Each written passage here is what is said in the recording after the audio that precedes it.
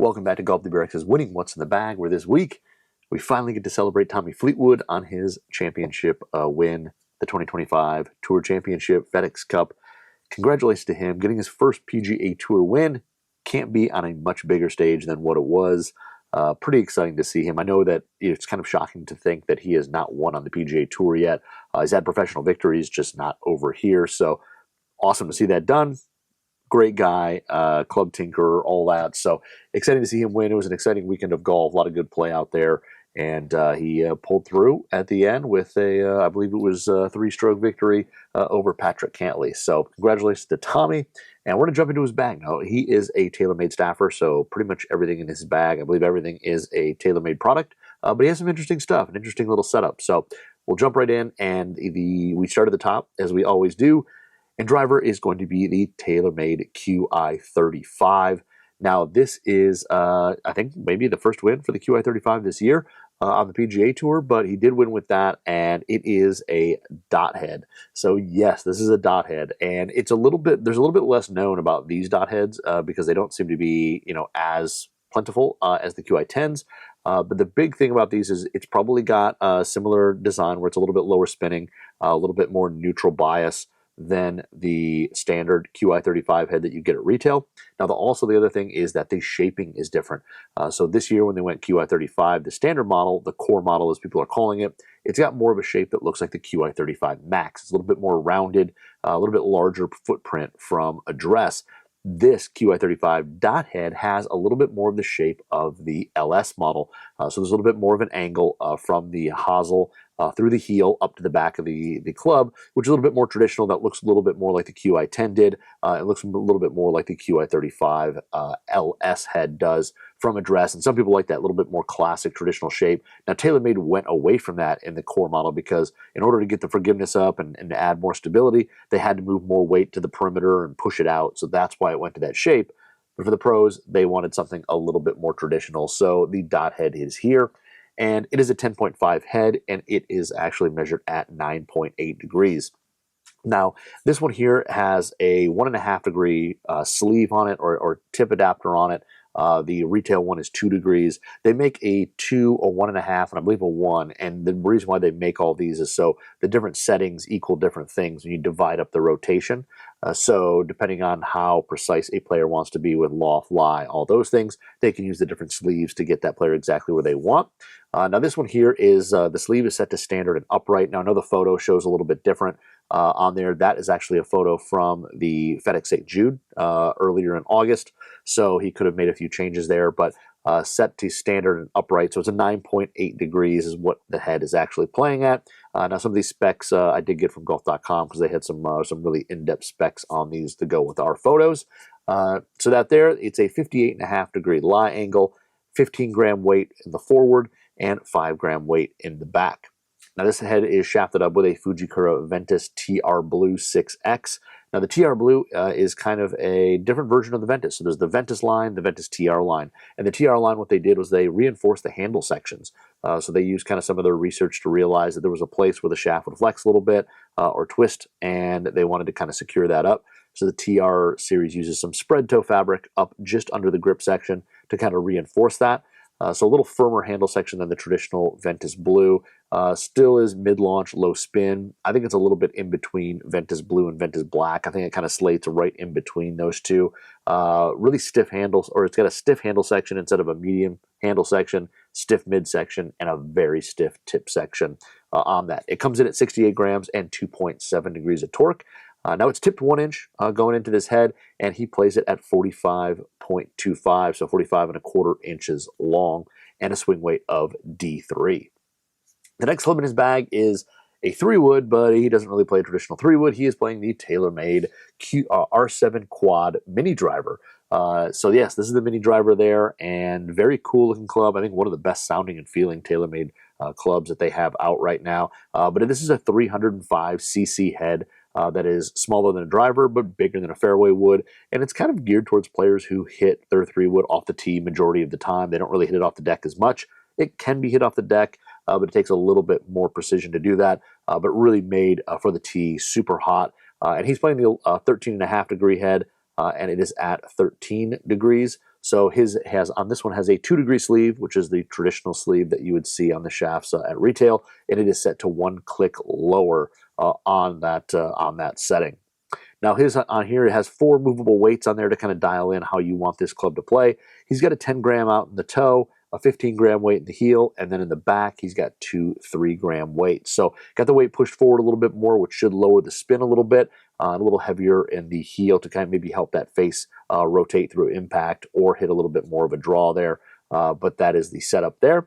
And this is shafted up with the same shaft as the driver, which is a Fujikura Ventus TR Blue in 6X. Now, I know many drivers, sometimes players will set them up with like heavier, shorter shafts, but I've seen recently a lot of players going to more of this, kind of matching the driver, going something a little bit more lightweight, and staying at a little bit more of a traditional length. So he's playing the Blue 6X, again, 68 grams, 2.7 degrees of torque. I'm going to call it mid to slightly mid-low launch, low spin, really stable, a little bit stiffer feel than the traditional Fujikura Ventus Blue. Now this one also is tipped 1 inch and is playing at 43.5 inches long with a D4 swing weight. Now the next club in his bag is a 5-wood, and his 5-wood is going to be the TaylorMade Qi35, which is the 5-wood, which is 18 degrees. Now these are a little bit different. They're tour issue. They have bonded hosels. They're glued. The retail ones have actually an adjustable hosel on them. So this one is a bonded one, and it's 18 degrees, but it's actually playing at 17.5 degrees. So they digitally loft kind of everything out there on tour to get things exactly where players need it or to know exactly what they are. And this one here, the core models, typically they launch a little bit higher, have a little bit more spin to them, which players like in these high lofted fairway wood, because they can kind of hit them high into greens, let them stop pretty quickly, and have a little bit more control.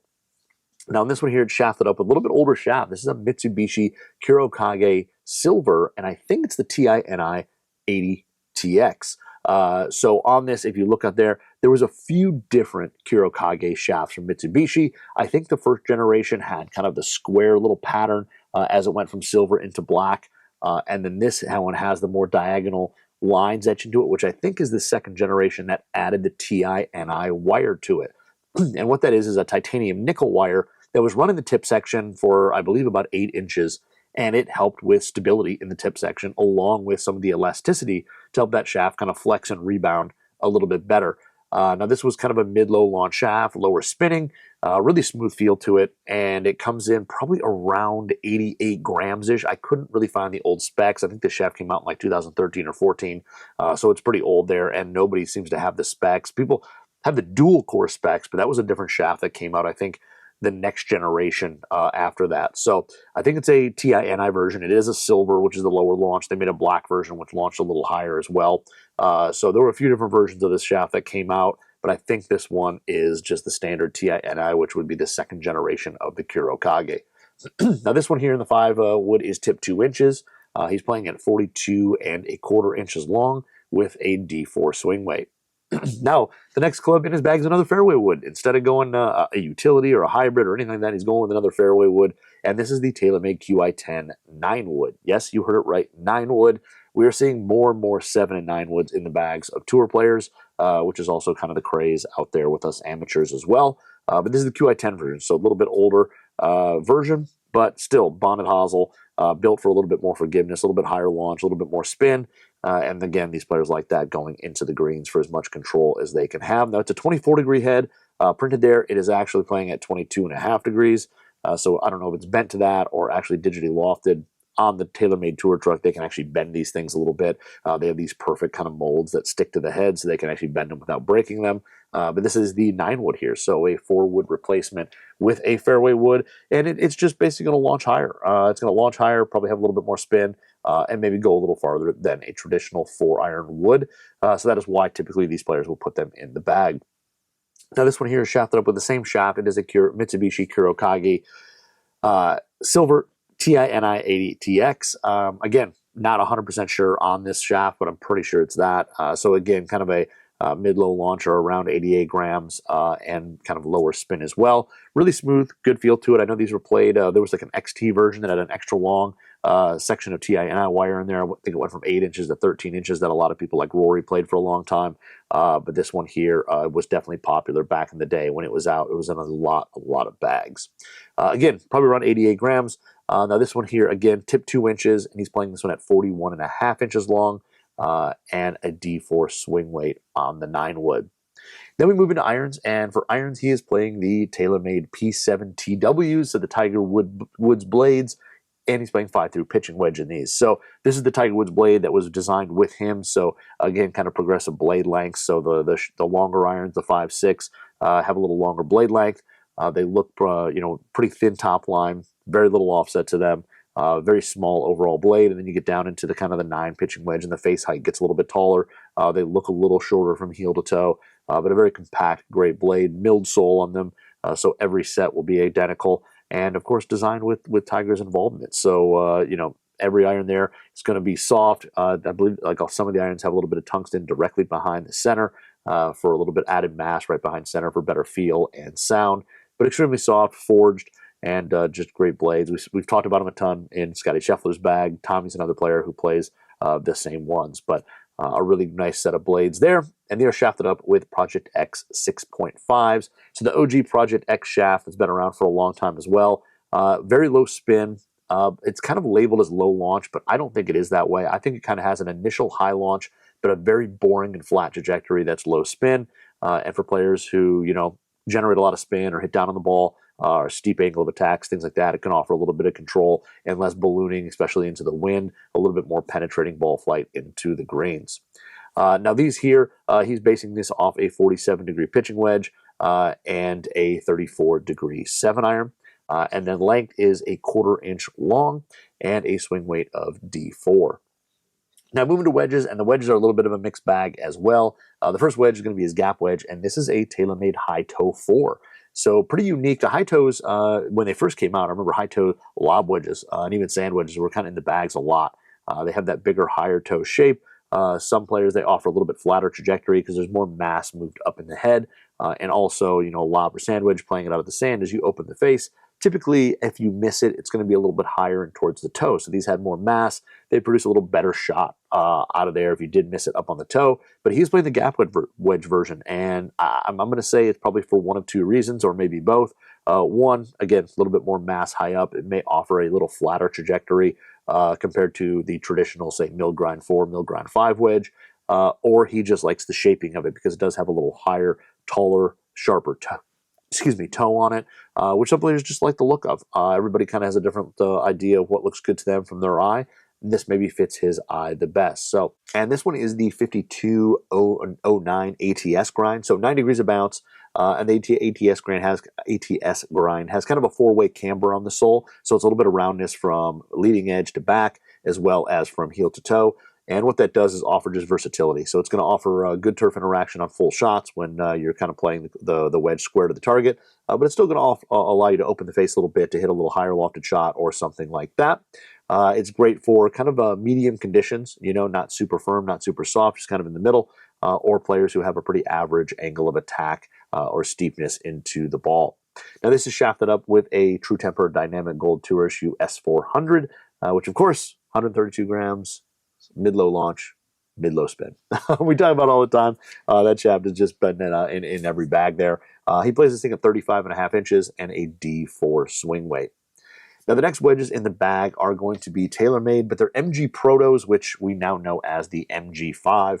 But the Protos were out on tour for a little while before we got them at retail. So the MG Proto, he's playing a 56.12 SB and a 6010 SB, both of these here. So now the MG5s are both forged from carbon steel. It's a little bit softer. They have a brand new face and laser milling in between the grooves for controlled spin out of any lie.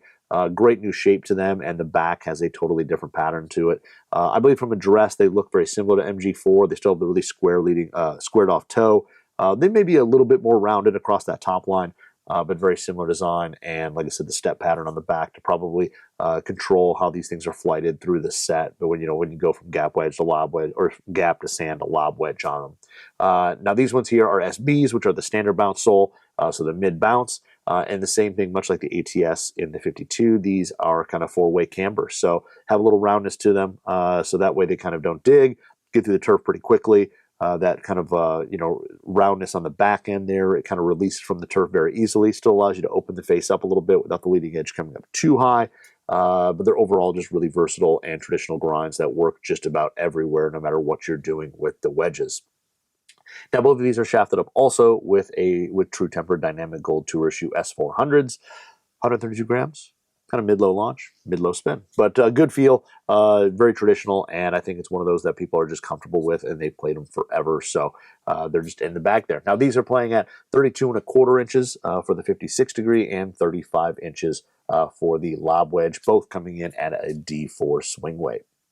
Now we get into putter, and his putter is pretty unique. We actually did a video, our Inside the Ropes video with Tommy Fleetwood a little while ago, and he talked a little bit about the putter. But his putter is a Spider Tour Black.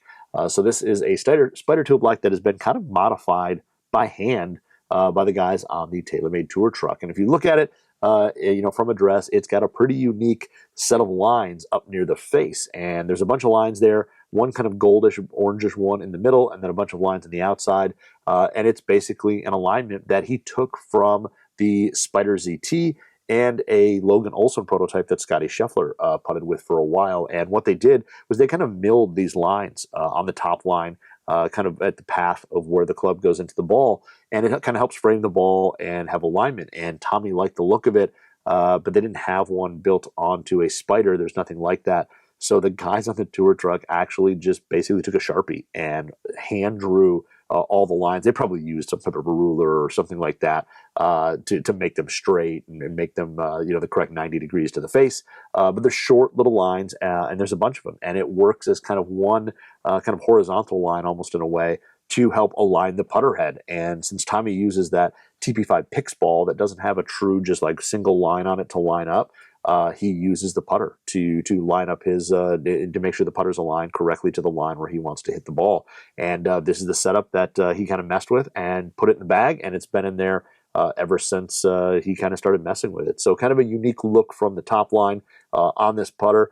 But yeah, hand drawn with Sharpie right on there. So it definitely isn't perfect, and I'm willing to bet that at some point maybe he gets one that they're either laser etched or actually painted by machine and they're perfectly straight. But who knows? I mean, he just won the Tour Championship, so why change now? Now, this thing here is an all-black putter. It's got the kind of the orange sole on it, and this has the short slant neck on it there, so it's going to have a little bit more toe hang to it, which means it should kind of feel that that face rotation through the stroke. It's also going to have probably about a half shaft offset on it as well.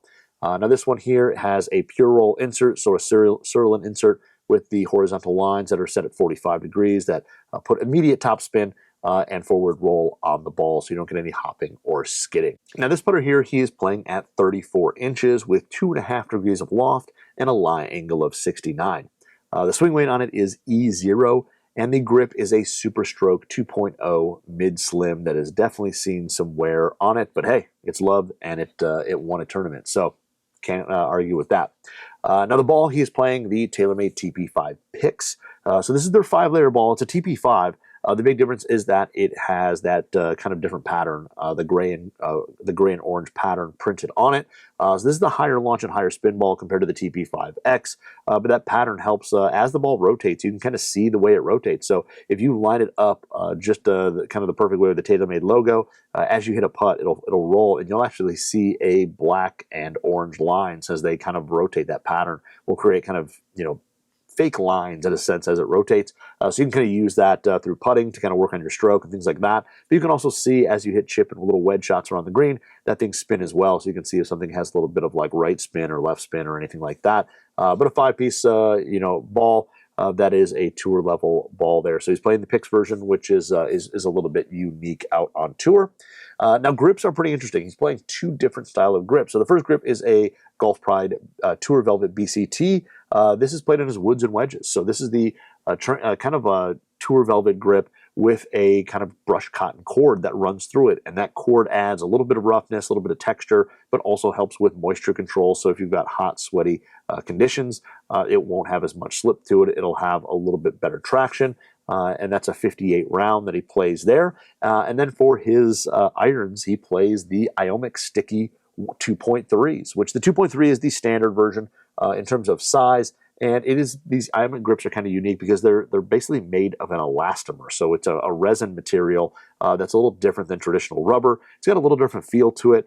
They've got the initial kind of softness, but they're built on this theory of having a lot of torsional stability, so the club doesn't spin in your hand. So Iomic 2.3s, which are standard in blue on the iron. So kind of a unique setup when it comes to grips. But that is Tommy Fleetwood's winning what's in the bag from the Tour Championship. Congratulations to him on his first win, a massive, massive win for him.